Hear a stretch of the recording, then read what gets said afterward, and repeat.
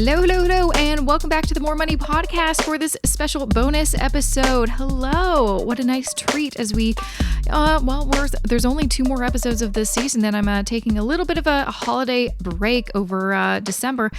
So this is episode 309. Hello, and my name is Jessica Morehouse, the host of the show. Welcome. If you're new, yay. I'm so glad that you discovered this podcast all about everything that you can think of personal finance. And also, hey, shout out to all of my fellow Canadians. For this episode, we are going to be talking about one of my favorite topics, investing, but also specifically kind of Canadian investing. So I have the wonderful Iain Butler on the show. You might already be familiar with his name. I certainly am and have been for years. So he is the Chief Investment Advisor at Motley Fool Canada. He is also a CFA and the lead advisor on the Stock Advisor Canada service. That is a subscription that I've actually personally had for a few years now. And so I always see his name on the newsletter. So I feel like I've known Iain for a number of years. So it's kind of a treat to have him on the show. And we are going to be talking about, his kind of interesting journey into where he is now as kind of like one of the main people at Motley Fool Canada, and how he got into the investing world, but also just his thoughts on stock investing. I know I talk a lot about index investing on the show, but I always get questions about what if I want to do some individual stock investing? What if I want to build my own portfolio just of individual stocks, or have a satellite portfolio in addition to my index portfolio, which I have mentioned on the show. That's something that I personally do as well.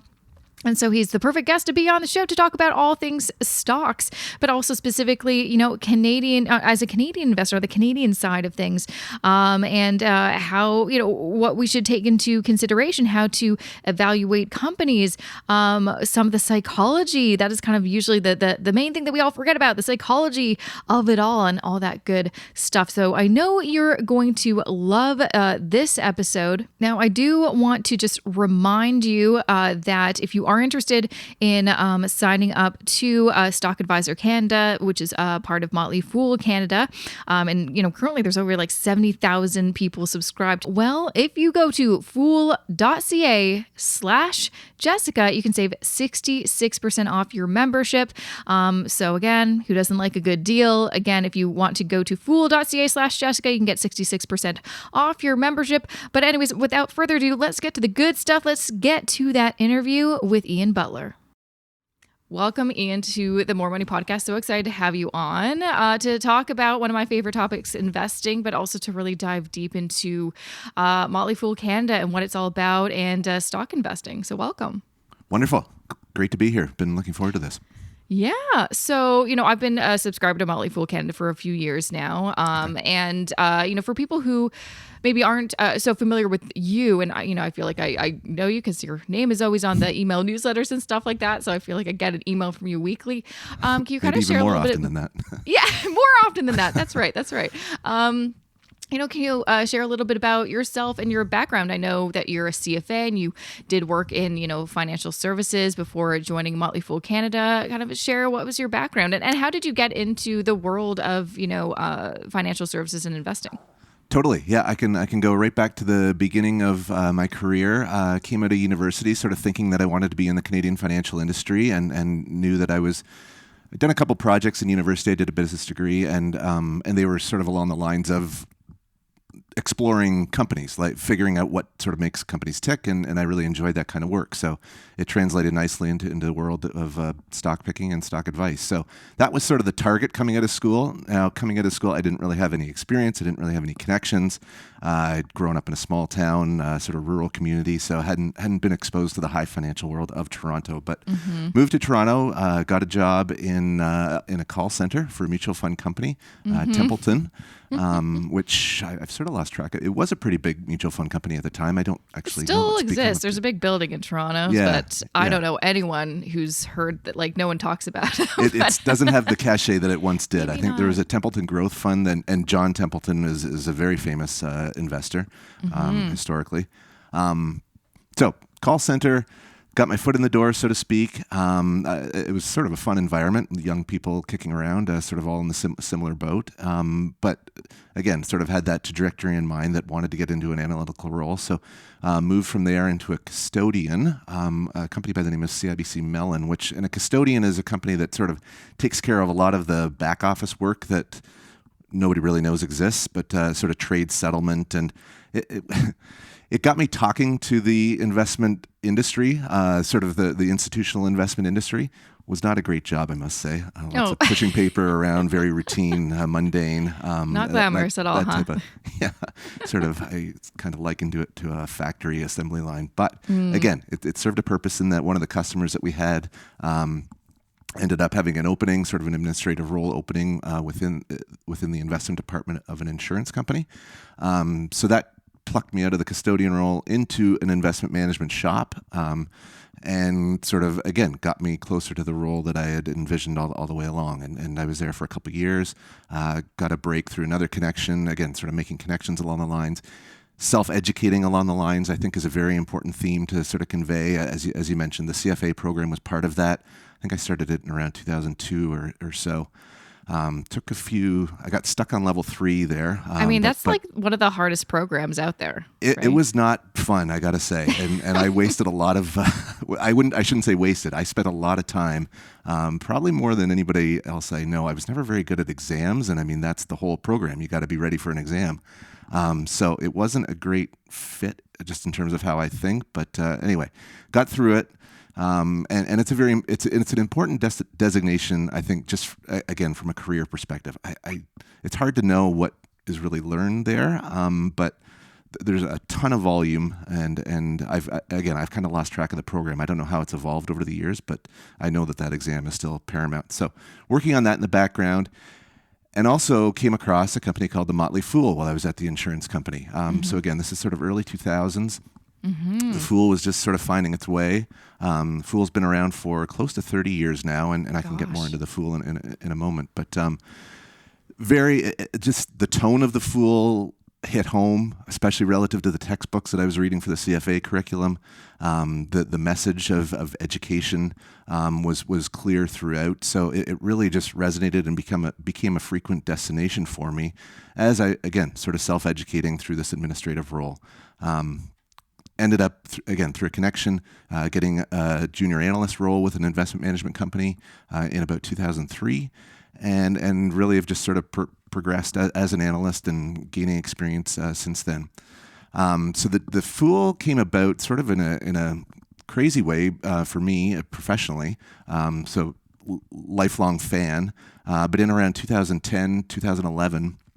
An email. We are big email. It's a big email company, so an email landed indicating that the Fool was looking to start a blog to sort of supplement their regular stream of contract writers in the U.S.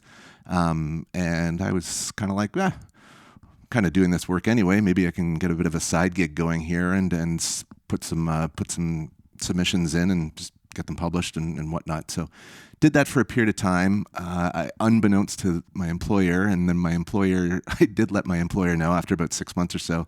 They weren't very happy that I was doing that, so I had to end my relationship with the Fool, and thought that was the end of that. But then a couple months after that sort of cut occurred, another email landed, this one more personalized, and they were indicating that they were looking to start a Canadian operation, and would I be interested in getting involved sort of in starting that up. So that was sort of mid-2012. I became an employee in November 2012, so just crossed the 10-year mark.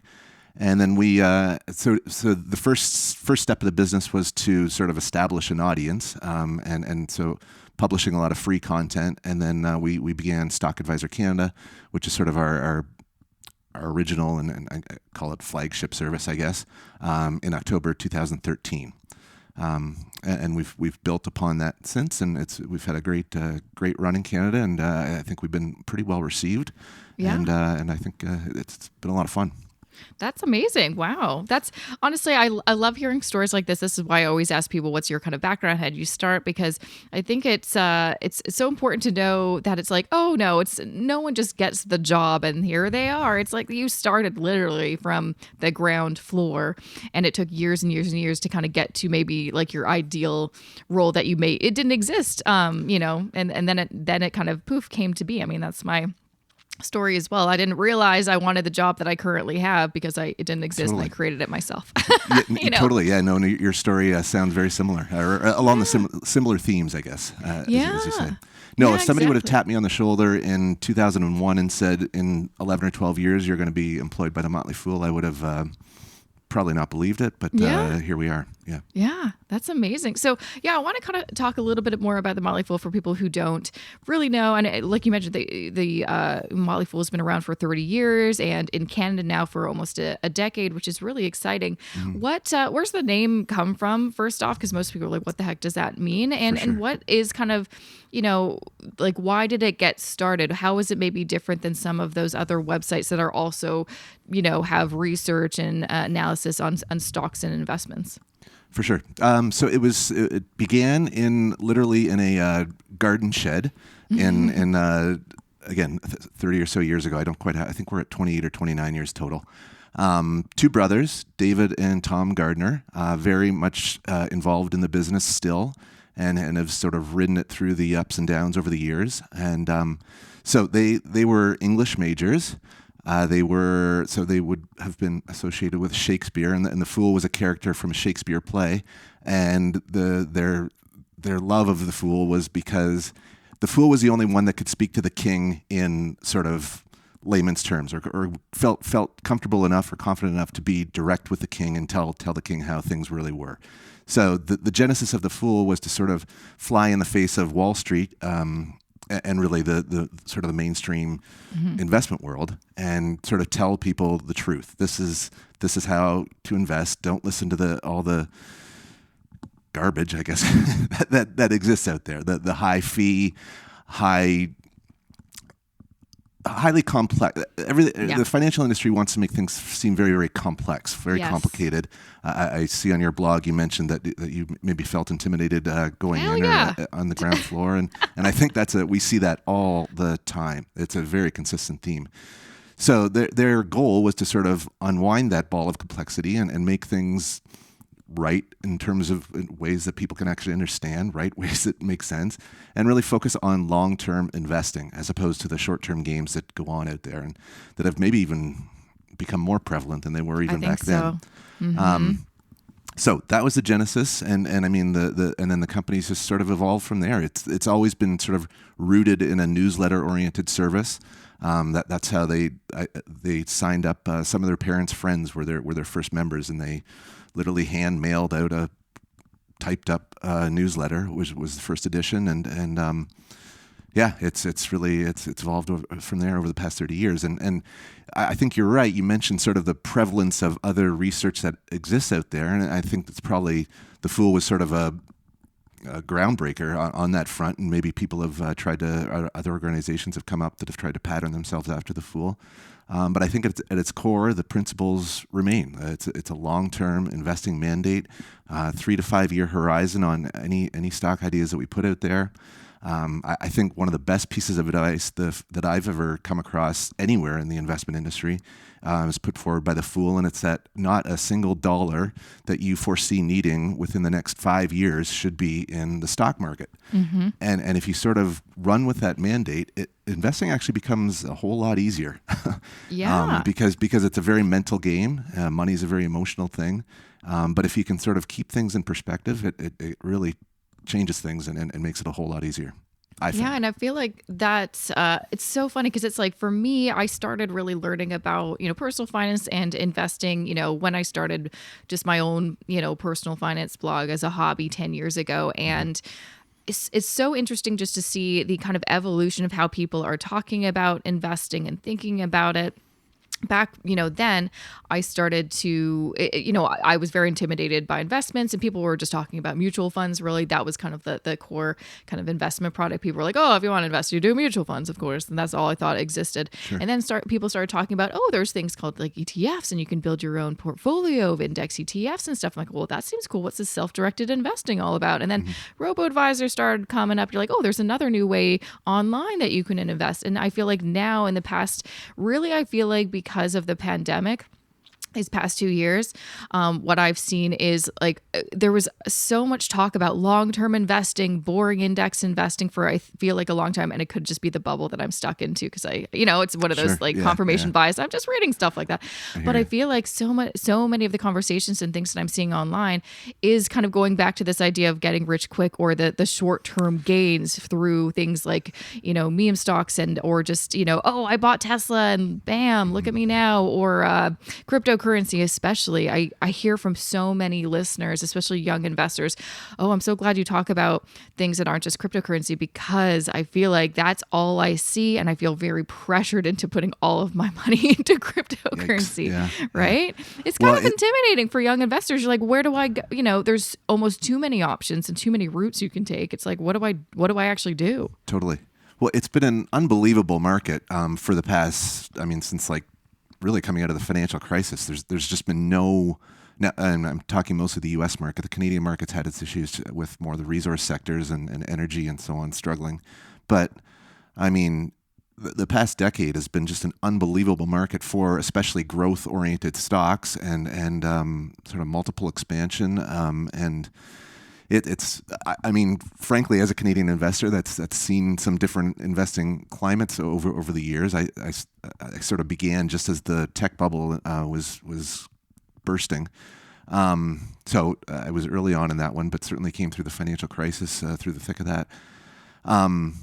This is the only market that a lot of, as you say, sort of younger investors know, and it will change. It's again with timing as a factor, it gets really, really hard trying to figure out when. Nobody knows when it's going to change. The market does move in cycles, and I think again, if you stick with that long-term perspective, you realize that you don't have to feel rushed to do anything. You can take your time, understand it, feel comfortable, and go slow.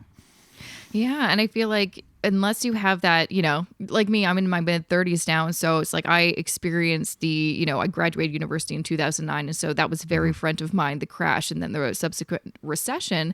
And then, over the years being an investor, seeing all the ups and downs, I feel like that has given me a really good perspective on just like, okay, the future. Like I can kind of see decades in front of me because I have that kind of experience in my back pocket of like, things aren't always going to go up. They're going to go down. And sometimes they'll stay down for a long time, like years. But so many people, the first kind of big downturn in the stock market they've experienced was in March 2020, and then it rebounded so quickly. So I think their then experience or just their kind of the truth that they know is just like, oh, it'll go down, but it'll go back up really quickly. And it's just like, I'm kind of concerned actually for lots of young investors who are being so aggressive with their investments. And like you said, maybe are investing money that they do need in the short term, but they're like, it's okay. I'll cash out when, things are high, and then I'll, be able to finally buy a house or whatever. It's like, we just don't know what's going to happen. And it's to me, it kind of is worrisome because they haven't experienced a recession or, times of some real economic hardship. Yeah, no, there's certainly, and this has prevailed for the history of the stock market. There's a gambling mentality that is involved, and certainly there's, I wouldn't even say corners, I might even say the majority of the market sort of lives with that gambling mentality and all or nothing type thinking when, I think from our perspective, and it should be the way it is. I think we've seen enough evidence that long-term investing, going slow, taking your time, being conservative, managing risk are key components to being successful over the long term. And the scariest or even saddest thing is when, we have a form. We have forms within our service, so I sort of can see what people are talking about. And the first real evidence, we came through the marijuana years with the Canadian market.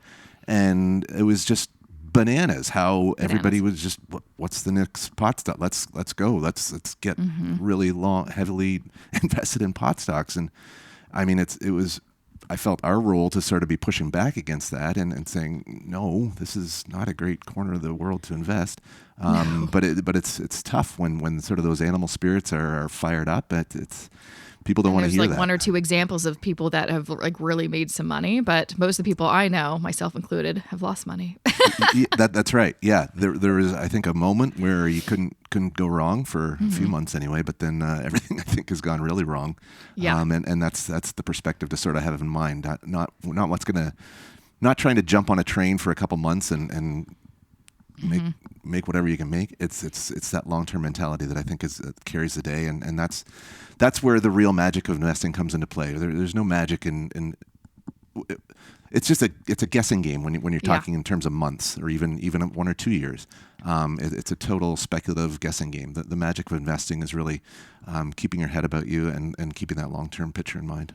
No, and that's definitely something that I talk a lot about on the podcast with. So I want to kind of talk, because obviously, I'm a boring index investor, but I do also invest in individual stocks, which is why I'm a Motley Fool subscriber. I like reading the research, and then I like, for kind of my satellite portfolio, choosing stocks that I believe in for the long term that, align with my values. I believe that they will grow over time. But again, it's still boring, passive investing because I'm not touching them. And that is honestly, I will say, the hardest thing. It's so much easier being an index investor because the volatility is way less than just an individual stock. So right now, obviously, we're in a time where market's a bit down. Pretty much all of the stocks that I own are down. And the just like psychological pain, and I always remind myself, it's like, this happens, what you're getting into and the risk that you're taking. It is so difficult to do nothing and to just see the red in your account. So for people who want to kind of invest in some individual stocks and they know there's more risk, but then that also could be more benefit, more higher returns in the future, what would you say to them during maybe a time right now where it seems like a great time to buy, but then almost everyone I talk to, they're like, I bought my first stock, and it immediately lost value. That is a very constant theme. Again, through our forums, you can see, people will come in and they'll say, well, I just bought some shares, expect it to go down. That's sort of the mentality that people have. And let me just say, though, that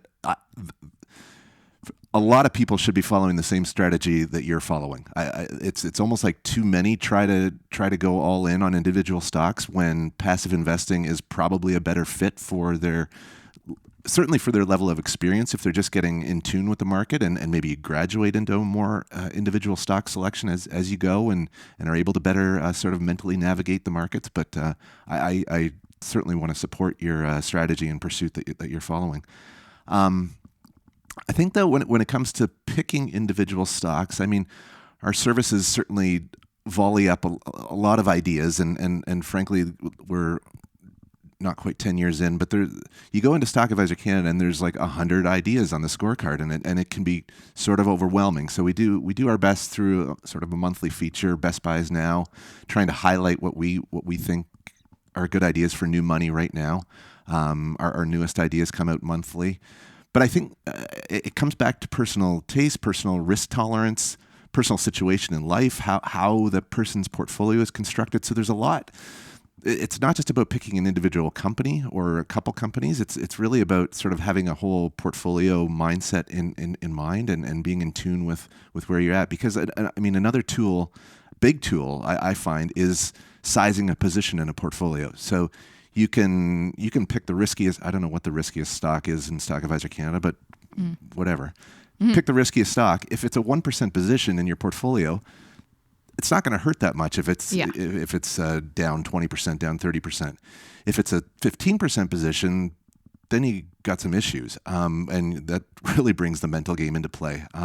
So I think that's a huge tool when it comes to managing one's own finances as well. Just that portfolio construction avenue, and that's just something that I think it's a personal taste and something that people have to sort of get in tune with on their own. Yeah. No, the question that I get all the time, especially from new investors who do want to start investing in individual stocks is, where do I start? Because like you mentioned, there's so many options. There's so many recommendations.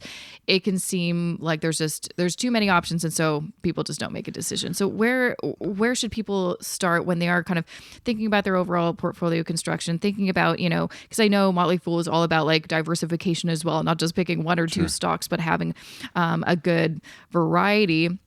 Where should they start in terms of building that kind of portfolio for them and making that list? We certainly suggest a portfolio if you're going the all stock route, sort of a portfolio of at least 25 companies. And again, through our service, I'm going to speak from a Motley Fool perspective. Maybe that's the best way to address. But through Stock Advisor Canada, we have created a collection of 10, we call them starter stocks. So people that are coming into the service, it's one of the first things they're going to see, this list of 10 companies. And I think we've made an attempt anyway to sort of put some like just blue chip, bedrock, don't worry about this company ever ideas in there, maybe about half of them. And those are the kinds of things where, again, back to position sizing, you can sort of feel pretty good about putting 5% putting a 5% position on. And if you have 5 or 6 of those in your portfolio, you've got a nice bedrock sort of 30% allocation to some companies that are going to do fine over the long term. They're not going to beat the market, especially in this environment that we've been in, where high growth gambling speculation is ruling the day. But they're companies that are going to let you sleep at night, and then we've sort of put on top of those little growthier companies that we still like a lot, like the prospects of. And again, so maybe people come in, they see 10 starter stocks, maybe pick 6 or 7, 4 or 5 sort of bedrocks, and layer on a couple other companies with more growth prospects. And then it's sort of about building out the roster, getting comfortable with the companies in the service. And again, I don't think a lot of people are walking in with sort of just an empty account. So I think people are coming in with already some experience, a lot are anyway, and they've probably got some allocations, and then it's hard. They've kind of got to navigate on which to punt out, which to bring in from the service on their own. We do the other thing that's sort of evolved with the Motley Fool over the years is that there are prepackaged portfolios that come through. So, I mean, the Fool in the U.S. actually does have an actual ETF, but this would be come in instead of buying an ETF. Here's your list of 23 stocks or whatever, 25, 27, whatever the number is. Here's the allocation. That's it. You follow our allocation guidance. You follow our company guidance. You transact when we tell you to transact. So there's also that sort of level of service. Mm-hmm. So a couple approaches, I guess.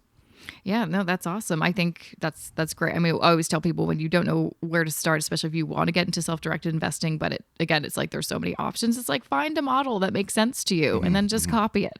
Like you don't have to build, you don't have to like reinvent the wheel. I think so many people feel like they don't want to copy something and they just want to, build something unique. You're like, why? You don't have to. and there's always the missing out that like the missing out is a big thing that we come across all the time. You see a company that's gone up 200% in the last 3 years, and you're like, oh, that's done, or even 20%.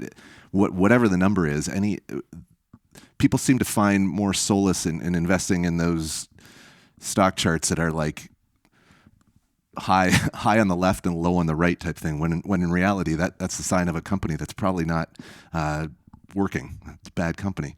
The reality is people should be looking for those situations where the stock price is lower on the left side of the chart and rises over time. That's a sign of a winning company. And that's certainly been one of David Gardner's sort of taglines over the years. He's a guy that likes to buy high and then buy higher, which is sort of a contrarian bit of advice, but it's worked pretty magically for him.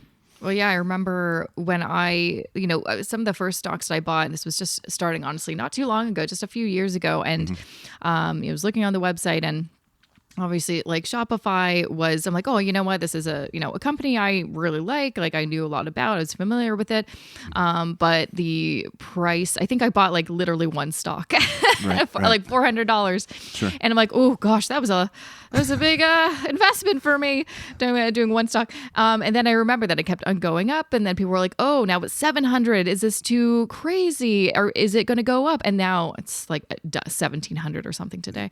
And so it's one of those things where it's like, yeah, FOMO was so real, and you always feel like you're never going to be buying at the right time. And that's, I mean, you probably won't. But again, if you come at it from the perspective, like, holding for the long term, it doesn't really matter if you buy it today or tomorrow, Totally. If the company is of the ilk that we think it is. Now, all of this is qualified by the company doesn't always turn out to be what you think it is. Yes. So not everything works in 5-year stretches. Yes. But the beauty is the ones that do work with that time frame in mind far exceed the ones that don't, because the stock can only go down 100% and the upside is infinite. So you get a few sort of Shopify's in your life, and you're a winning investor, regardless of how many bad ones you pick. It can sort of smooth over a lot of the bad ones. So, yeah, if the company's going to work and you give it 5 years to work, it's going to generate a return that far exceeds the companies that don't work. And we all pick ones that don't work. There's no getting around that. Mistakes are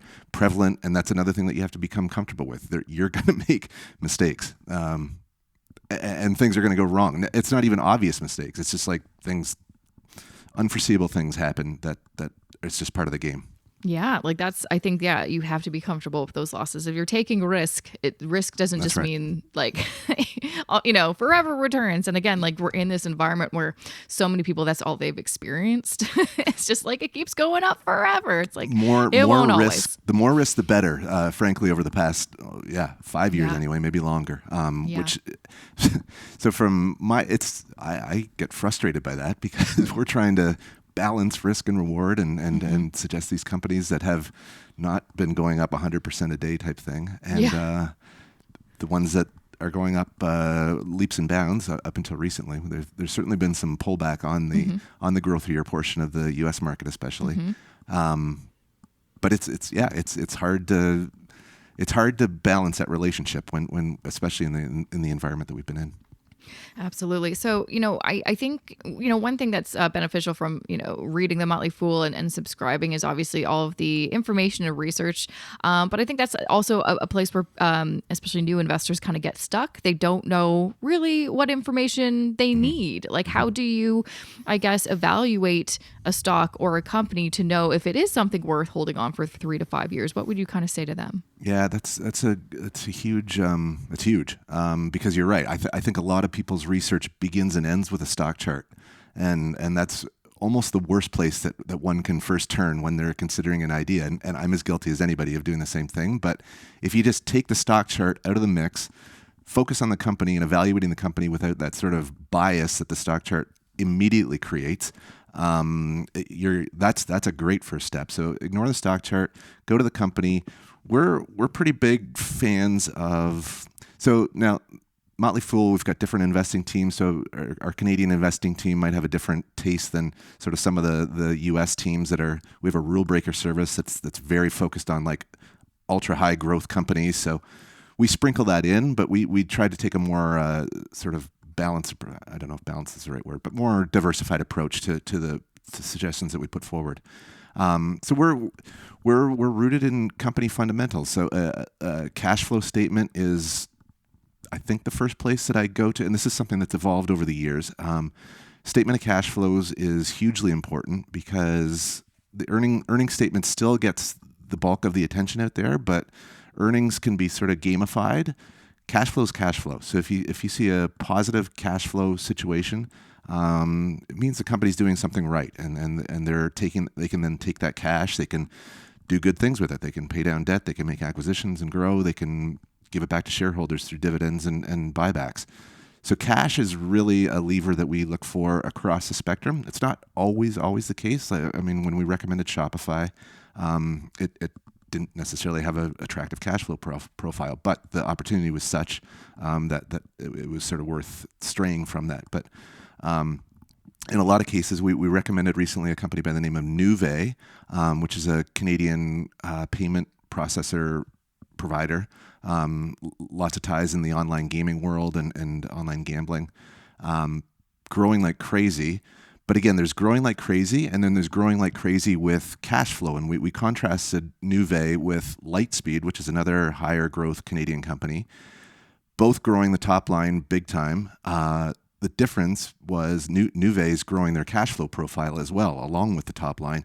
Lightspeed's cash flows are actually going the other way. So the more revenue Lightspeed generates, the worse its cash flow situation looks, and that just doesn't make any sense. So we're focused on that cash flow situation. It can come with the high growth companies. It can come with a stodgy old slow growing company. But that's the first place we turn. We think a lot about balance sheet risk, the financial profile. I was taught in one of my earlier gigs that there's three sort of primary risks out there. There's cyclical risk, there's operational risk, where the company sort of stubs its toe for a period of time, but they tend to be able to work that out. And there's financial risk. And financial risk you can't come back from. If the company has too much debt, like that can kill a company. Cyclical risk can't kill a company on its own. Cyclical risk with financial risk can kill a company. Operational risk can't kill a company on its own. Operational risk with financial risk can kill a company. So we want to avoid companies that are dying. Yeah, sounds obvious, but that's a big part of our analysis as well. So and again that too comes back to a cash flow statement analysis. A company that's generating positive free cash flow is harder to kill than one that's not, essentially. Well, yeah, because one thing I see a lot, in some of the forums or in Facebook investment groups and stuff like that, is people just talking about, stock dividend yields. Like, oh, this stock has such great yields. And I think people just get so, again, caught up in like, wow, this means I can make so much money if I buy all these stocks because of the return in the dividend yield. Right. But they may not actually know, well, why is the yield up? Could it be that the stock Generally, is that's going a tell down? that something's like the market's not dumb. You can sort of fly in the face of the market from time to time and find opportunity, but the market is not dumb. You should listen to what the market's telling you, and if a stock has a 12% dividend yield, the market's telling you something that it's not a good thing that dividend is not likely sustainable. Not. Yeah. But I think, a lot of people, when you get really into it, it can be, especially just with seeing if you've been lucky or you did an investment that did pay off, it builds your confidence, maybe makes you a bit overconfident, and will make you kind of just see what you want to see, I think. And depending too, also in what kind of communities, especially online investment communities, you just kind of, everyone's just like goading each other and be like, yeah, you should do that, and then it's just, it's a wild, sometimes it's like the Wild West out there. It really, and I think you mentioned confirmation bias earlier. Yes. It's huge. It's a huge thing. And again, I'm as guilty as anybody, but we tend to read what we want to read, or at least interpret things as we want them interpreted. Like if go back to Nuvei, if I see a negative article on Nuvei, they're wrong. Yeah, they're I'm going just to pay jealous. attention to a positive Nuvei article and help justify my decision there. Our brains are a huge part of the investing process. Again, there's been lots of great literature written about that, but the more people sort of can get in tune with their emotions, the better off they are. It's the fundamentals and all of the complexity has to do with our brains. There's nothing overly complex about reading a cash flow statement. You can look at cash flow operations. If it's positive, great. If it's negative, okay. Maybe there's some levels to the analysis there, but it's navigating emotions and managing our brains is where the real trick in investing comes into play. Absolutely. I'm curious from just your perspective, and how Motley Fool Canada has grown so much in the past decade. Have you seen a shift in who kind of the subscribers or audience are? Like, was it, initially just kind of people who were already investors and already kind of knew how this all worked? Have you seen a big uptick in maybe young people or newbies? Good question. From where I sit, I sort of have some idea of what our membership base sort of looks like, but I would say that the newbies really come into play when these periods of when the market gets frothy. So again, when marijuana was going on, we had a huge rush of what I would consider newbies, and I'm saying that based on sort of forum comments that I would see, just people that really don't have a clue. were appearing. But they heard from someone, it's a good time to buy, Totally. so I'm here. Yeah, exactly. So that was a period of market froth and sort of that attracts newbies. And we've I mean, since the pandemic, I think it's been pretty, as you mentioned, it's really kicked into high. Now it's slowed up a bit, but I mean, for the first 12 months after the pandemic hit, like it was clearly a go-to activity for people. And again, how many of those are sort of long-term investors? I would say not the majority, but I mean, ideally our message sort of was able to break through. But so I think the market environment dictates who's coming through the door. Frothy periods tend to attract the faster money newbie people that might not be there in a month, let alone a couple weeks. But I think we've definitely got a base that's been, whether they were Fool followers prior to even the Canadian operation coming to be, or have been with us for a number of years. There's definitely that following out there as well. Mm-hmm. Do you also have, like, I'm not sure if you do, but do you have information about the people who are, part of like the Motley Fool community and just like how their investments have gone? I guess maybe you can kind of get a sense of that in the forums and how they're kind of speaking. But I'm always so curious. It's like, are people, learning this information from Motley Fool and then applying it and then, sharing kind of their results? Somewhat, but again, it's a tough thing to generalize. Nothing, I can't point to any sort of direct data that I see anyway. I know this has been another evolution of the business. I know, and especially in the U.S., they're really sort of trying to dig into that level of information and sort of better understand, frankly, the membership base. I think technology is helping with that a lot. There just hasn't been the technology to do so, and for much of the company's existence. So we're getting there, but we don't have that kind of granularity. Mm-hmm. Fair enough. Yeah. I think it's always just like interesting to find out, like, okay, who are the people subscribing then? What are they, what are they actually doing? Because that's the hardest thing I find for, older investors and new investors as well, is finding out what are other people doing and what are their actual results. Because, as I tell everybody, people will talk about their gains. They'll never talk about their losses. And that's why it's important to not get sucked into certain conversations or just certain like online investor communities, because then you'll just get certain biases and just, think certain things and stop thinking really for yourself. You'll start just kind of that group thing kind of thing. I think that's right. And former colleague, and he's written a book that's done very, very well. Morgan Housel. I don't know if that's familiar name but for I will you. look that up. The Psychology of Money is his book. Yeah. Oh, I have that on my bookshelf. I'm going to read it in the next couple of weeks when things kind of die down. So yeah, it's a fantastic book, and it's so great that he's done so well with it. But a chapter in there is about there's so many different games in the financial industry. Everybody's got a different game, so it gets tough when you start trying to compare your results to somebody else's, because somebody else might have be playing a completely different game than you're playing. And I mean, age comes into play there. Somebody that's 70 years old is going to be playing a different game than somebody that's 30 years old. So there's just it's infinite how everybody sort of needs to come up with their own sort of personal game and stick to it, which again is where our brains come in. It becomes very, very challenging, especially when you start seeing all these different opinions that fly around out there. Yeah, no, absolutely. Now, I want to kind of end things off on a positive note. So you've, been doing this for a very long time, and I've seen probably a lot, especially all of the kind of subscribers and conversations you've been having, and just your own personal experience working in financial services.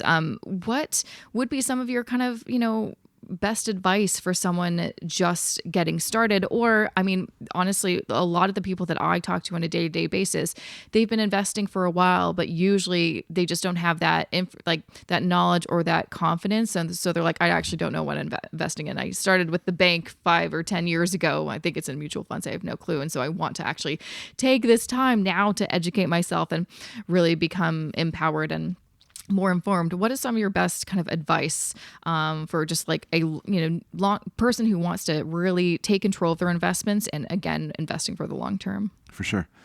So 3 things come to mind. I'm going to go back to pumping Morgan's book, The Psychology of Money. It should be on everybody's list to read. It's fantastic. Again, it's all about our brain on investing type thing, and it's wonderful. So anything you can sort of ingest that allows you to better understand and get in touch with sort of your brain, your emotions, and understanding how important emotional control is.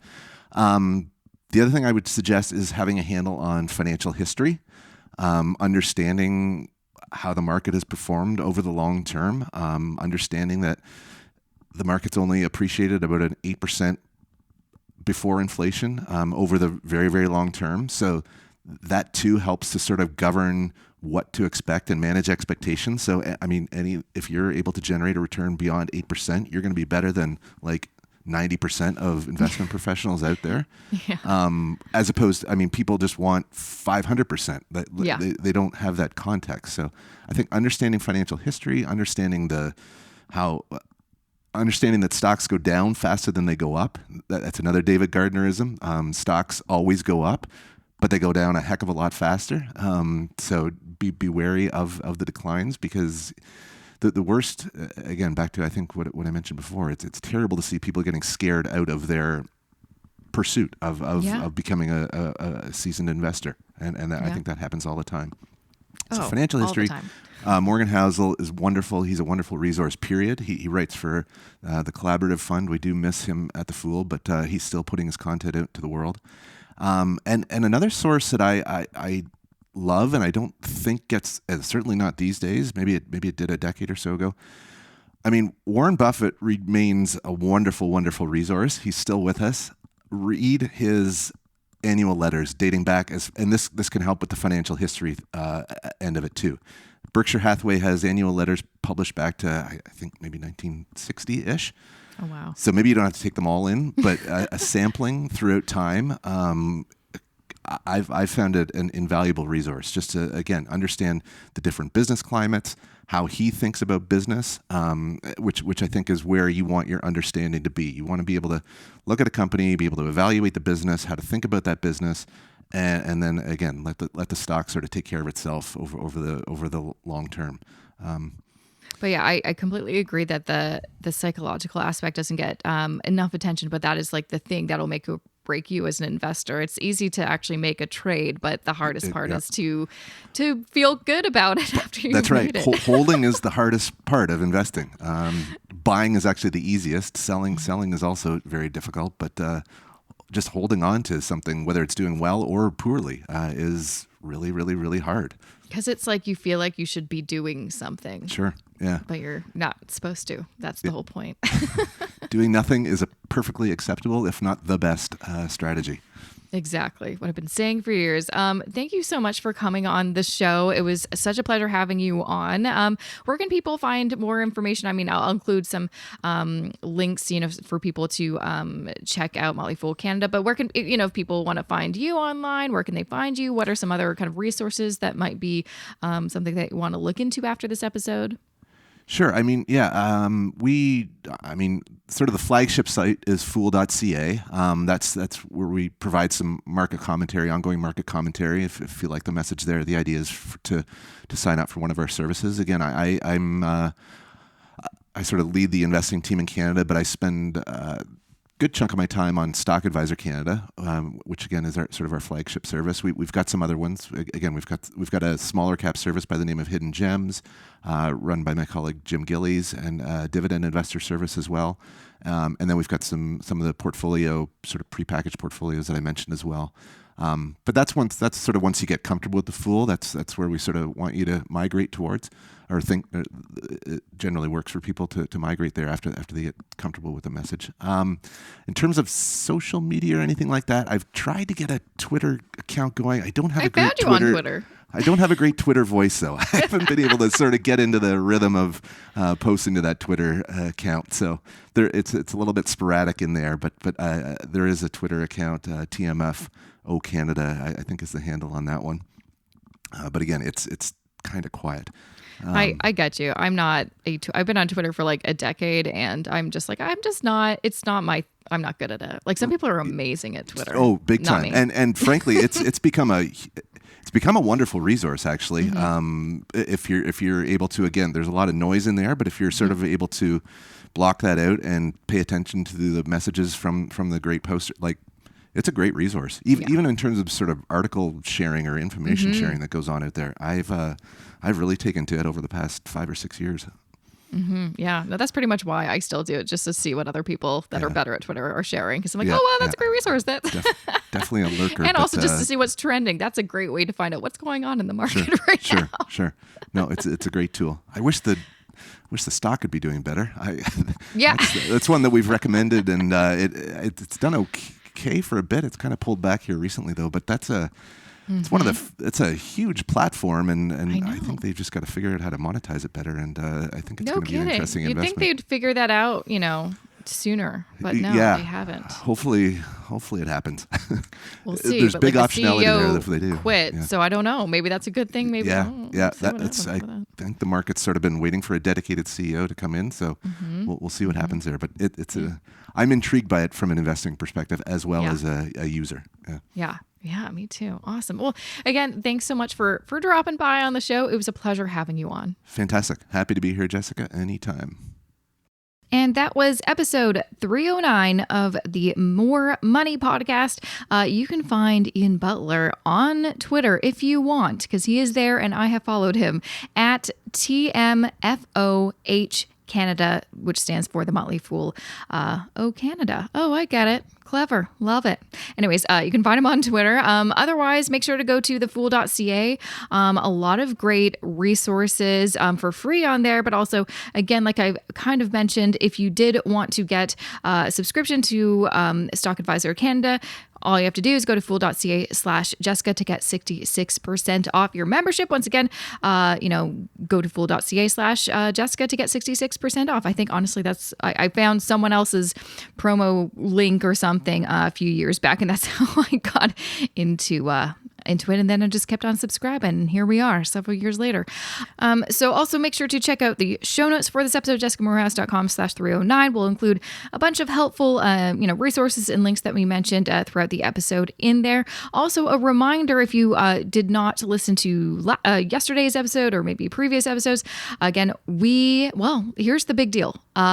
Next week is going to be the final episode. Next Wednesday will be the final episode, which means there's limited time for you to enter to win my big book giveaway. I'm giving away a ton of books. And yeah, they're amazing books and they're free. So go ahead and do it. Just go to JessicaMoorhouse.com/contest. If you also just go to the show notes, JessicaMoorhouse.com/309, you will find also the link to take you to that book giveaway. But I will be drawing winners at the end of December, basically. And so this is the time to enter. And I think I've mentioned this on previous episodes. Probably have not been promoting the contest as well as I should have, because there's, not as many entries as normal, which honestly sucks for me. Good for you. Your odds are very good to win a book. So make sure to check that out. And now let's tease next week, because next week is the last episode. I think I did mention this on a previous episode. I can't remember. I don't know. But anyways, I've got the wonderful Andrew Hallam back on the show for, I believe the third time. I'm going to have to check. I feel like I've had him on the show a few times. I've done a lot of things with him, and he's wonderful. He's obviously the author of Millionaire Teacher, but he has a new book coming out called Balance, and I will be giving away that book as well. So make sure to subscribe and follow this podcast, and come back next week for the final episode. I will not be doing a special solo episode like I usually do to kind of wrap up kind of the end of my, the fall-ish, winter season. I'm actually going to leave that and do a special solo episode at the beginning of next season when I'm in my new place, because I feel like I'll just have so much more interesting stuff to share with you. So that is it for me. Thank you so much for listening. I will see you back here next Wednesday for, the finale of this season 13 of the More Money podcast. Thank you so much for being here. A big shout out to my wonderful podcast editor, Matt Rideout, and I will see you back here next week.